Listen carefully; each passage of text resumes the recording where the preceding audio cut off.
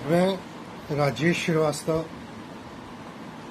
एक businessman, business consultant, marketing consultant 40 साल से इस क्षेत्र में कार्यरत, कई छोटी बड़ी कंपनियों का संचालन करने का मौका कर चुका हूँ। आज जो एक डर समाया हुआ है हमारी बिजनेस कम्युनिटी के अंदर कि हमारा क्या होगा इस कोरोना के दौर में, जो कि मेरे अनुमान से लगभग 2 साल तो कम से कम चलने ही वाला है। पूरी तरीके से छूट तो इस दौर के अंदर मिलने वाली नहीं। मैं एक बात करता हूँ, मैं आपको एक फ्री टिकट देता हूँ कि जाइए आप चाइना में जाकर सामान खरीद लाइए। आप क्या जाने को तैयार होंगे? इसी तरीके से कोई भी व्यापारी आज ट्रैवलिंग करके दिल्ली आना पसंद नहीं करेगा। हर व्यापारी अपने ही क्षेत्र में मिलने वाली चीज़ों से संतुष्ट होगा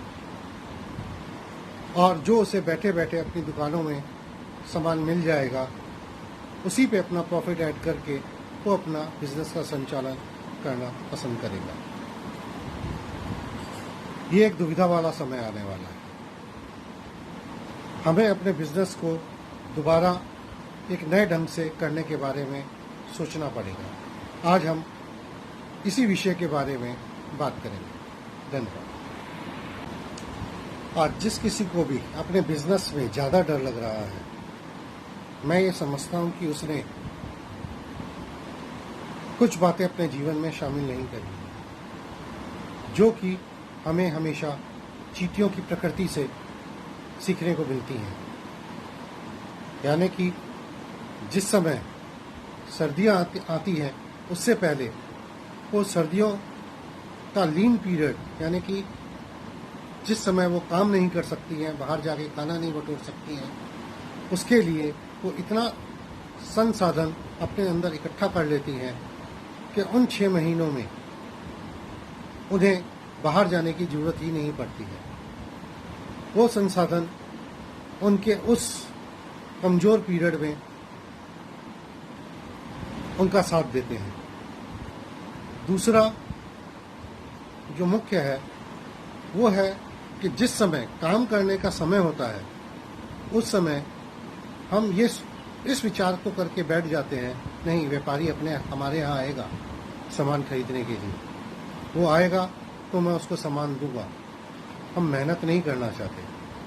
हम जाके व्यापारियों से संपर्क बनाकर उन्हें उनकी ज़रूरतों को उनके यहाँ जाकर समझना नहीं चाहते।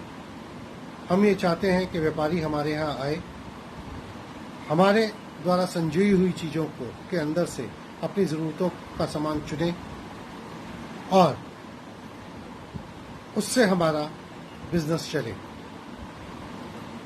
और तीसरा सबसे बड़ा कारण बिजनेस में दिक्कत आने का होता है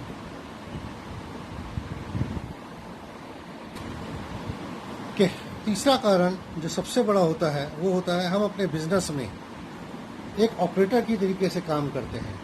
हम ही सामान खरीदते हैं, हम ही उस सामान को संभाल के संजोते हैं, स्टोर रूम में करते हैं, हम ही उसकी गणना करते हैं और हम ही उसे निकाल कर अपने कस्टमर को दिखाते हैं।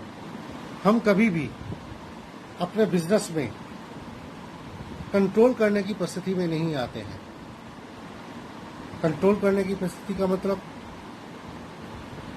कि हम ऐसी परिस्थितियां पैदा करें जिसके अंदर हम ऐसे अपने साथियों को जोड़ें, चाहे वो हमारे परिवार के हों, चाहे हमारे भाई बंधु हों, चाहे पेड एम्प्लॉयड हों, जो कि इतने सक्षम हों कि वो हमारा अधिकतर काम कर दें।